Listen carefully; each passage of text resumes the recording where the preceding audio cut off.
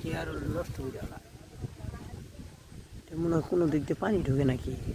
ছোঁয়ায় গিয়ার ছোঁয়ায় পড়তাস হয়ে যেতেন না, কোন জায়গা করে এটা তো ঘর কোনো নাট লুস আছে, এই যে দিক দিয়ে মনে পড়ে, এই